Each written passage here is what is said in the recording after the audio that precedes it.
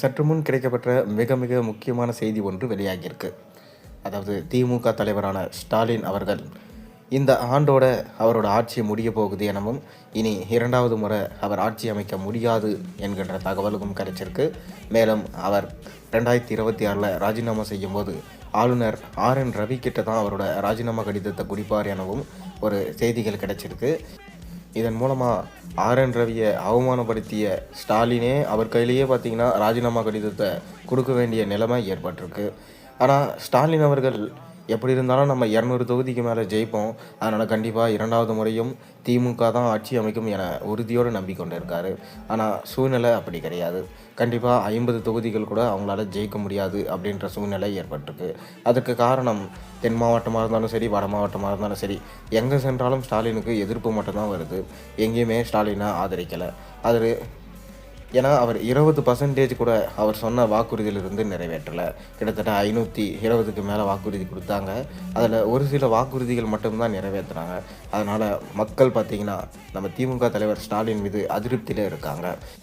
மேலும் ஆளுநர் RN ரவி மீது நிறைய குற்றச்சாட்டுகள் முன்வைத்திருந்தார் நம்ம ஸ்டாலின்.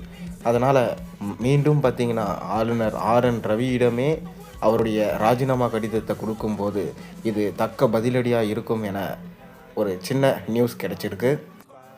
மேலும் திமுக ஆட்சிக்கு எதிராக அதிமுக பாஜகவோட கூட்டணி வச்சுருக்காங்க.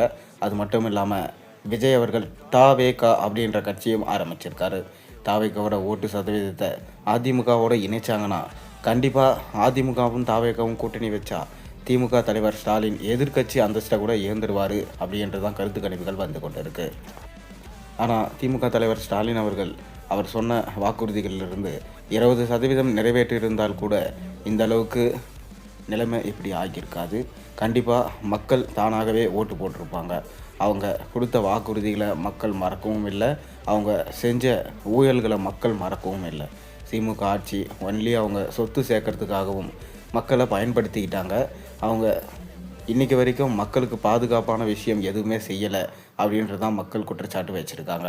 அதனால் பூரணமாக திமுகவை தமிழ்நாட்டிலேருந்து விலக்குவோம். அப்படி விலக்கிட்டோன்னா கண்டிப்பாக அதிமுக தான் ஆட்சி அமைக்கும் என மக்கள் நம்பிட்டு வராங்க. நீங்கள் என்ன நினைக்கிறீங்க? அதிமுகவா திமுகவா? இந்த அரசியல் களம் எப்படி இருக்கும்? மறக்காமல் கீழே கமெண்ட்டில் சொல்லுங்கள்.